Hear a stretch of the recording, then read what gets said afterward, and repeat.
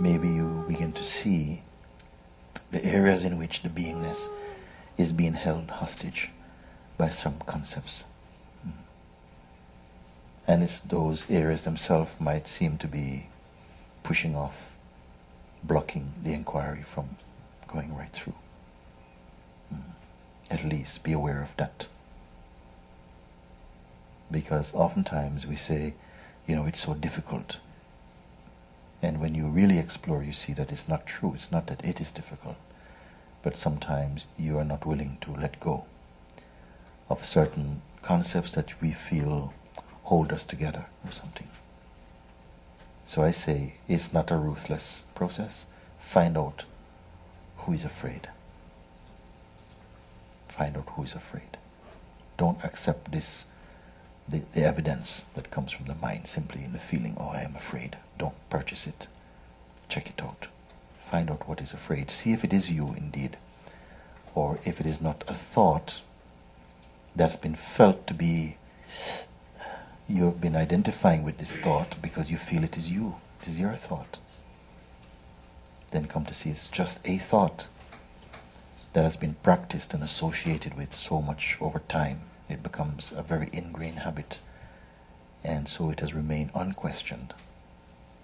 Now when it's put under the light, under the laser light of this looking, you see, it is as though it's trying to run under the carpet each time you try and find out who speaks this word. You're getting a lot of diversion, you see, a lot of distractions coming into the play. And you persevere with this. Those who have re-entered themselves, so to speak. That's also an illusion, but it's a necessary experience within this illusion. Those who have re-entered themselves have experienced all this, go through this bottleneck, this rebellion that comes from mind. And it may take a while for the mind to gradually stabilize into this conviction, you see. First, the seeing is absolutely clear, so that you experience that there does exist in you that complete space, which is not personal, and which is all joy, clarity, and fullness, contentment itself. Yes. And that you experience it, and I have not thrown magic powder in your face for you to experience that. First, know that. And then thereafter, that's what I would call the initiation itself of seeing. And thereafter, now, it will take time, like I say, the habit to stabilize, because now and again the attention will be caught again. We go off, but something knows how to bring it back again. Bring the attention back, not you. Previously, we identify with the attention. When the attention goes something, you say, I go. Now you see, something is aware of attention and even inattention. That's how subtle the seeing becomes, increasingly more subtle.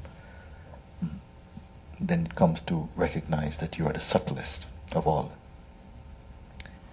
It is said that amongst the elements available to the senses, that ether or space is the most subtle.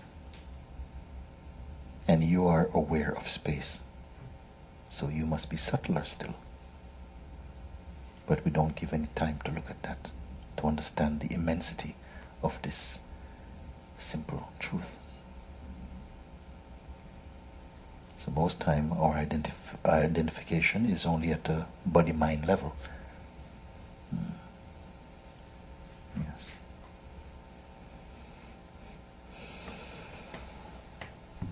Okay.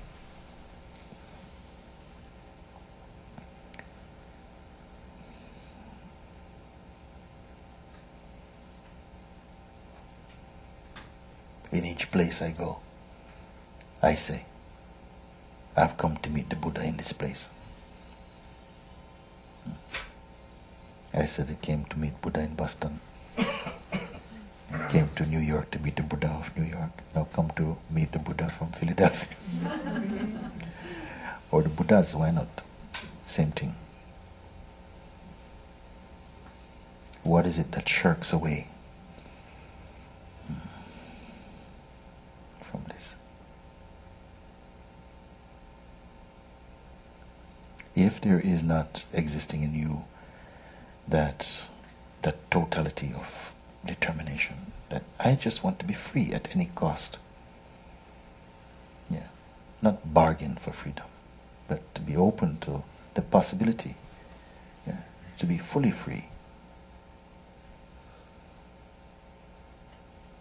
You cannot be half free, 75% free. No, be 100% free. Yeah. Then nothing can stop you.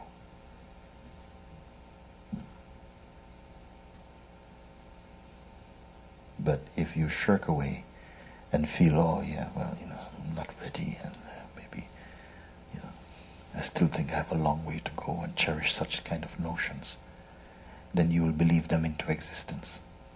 And then you'll have to do the necessary struggle to fulfill the ill-perceived or ill-conceived projections from your mind. If you believe those thoughts that I'm not ready, or I still have a long way to go, yeah, these are evil thoughts, actually, I would have to tell you.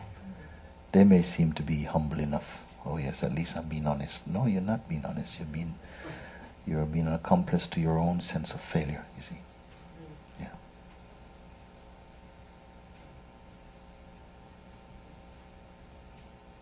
There's an attitude of mind which is, if somebody said that it's like the lottery or something, that you stand 1 in 10 million chances. Most people probably will say, well, what chance do I have? But find that one who would say, if there's 1 in a million, why not me? Yeah, that's a winning attitude. Say, why not me? And the self is not like that. It's not 1 in a million. It's not a lottery. We are all self. And the self is eternally realized unto itself. The only thing is just the conditioning, believed in. Not even the conditioning, but the conditioning believed in, you see. Because many sages also, in their normal life, the expression of conditioning in the form still expresses, but it's not believed in, you see. It's seen through. That's the difference. So the conditioning has no hold. It cannot even be called conditioning. They're not even aware of it as conditioning. It's just another concept. Because they know that the I, the me, is also concept also. So that me exists in the eye of the beholder, but not in that mind. Doesn't know this me. This me is only a playful role that the consciousness adopts. Just this.